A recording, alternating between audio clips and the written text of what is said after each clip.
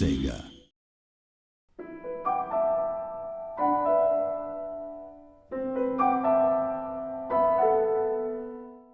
The game features 3 characters. You start with all 3 of them at the beginning of the game. You don't really know much about them besides from the fact that they are in a guild of hunters.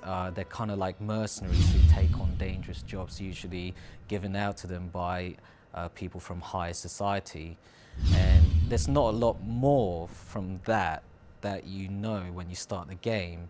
But as you progress through the game, as the story starts to unveil itself throughout the game, that's when you start to find out how each of these 3 characters are actually very integral to the story.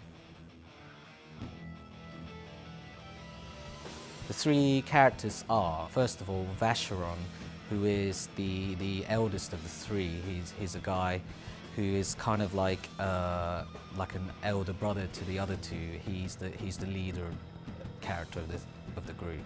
The next up is Zephyr. He's quite a mysterious character. All I can say now is he has quite a dark past, which I can't reveal right now.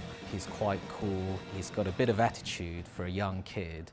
He's got the combat abilities to kind of match his attitude. The third character is a female character called Leanne. She's also a younger character. Out of the 3 characters, she would be the one most important character in the story out of the group. How she comes in to the group is kind of a snippet of that is shown at the beginning of the game. It's kind of like she's being looked after by the other 2 guys, but then they don't really know why she's there. The only person that has a kind of a slight idea about it is Vacheron, but it won't be until later in the story until they find out why she's there and why she's with them, why all 3 of them have come together.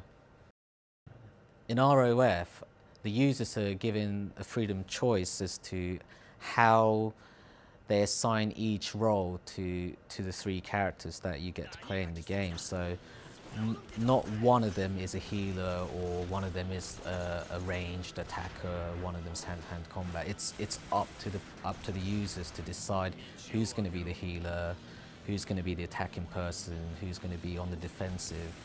None of the characters are restricted to certain types of equipment. They do have a limit of how much they can carry, but they can be equipped with anything at all. ROF has a very immense world map. It is very, very large, structured into a tower-like world. So you've got different levels, different layers to the tower, keeps on going up. And how that's structured, like the people that live within it are kind of separated into these different stages in the world. So the richest, most powerful people live right at the top, and as you go down, it goes down the social ladder.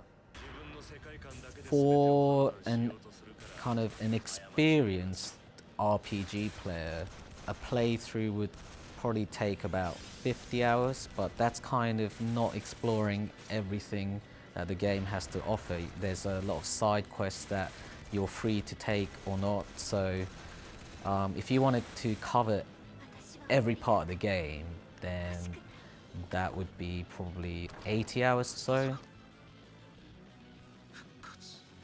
What I love about Resonance of Fate is that it's really cool, it's slick, it's got style, the action scenes, the combat is just awesome, and also the storyline is very intriguing, so it would certainly make users want to play more and more.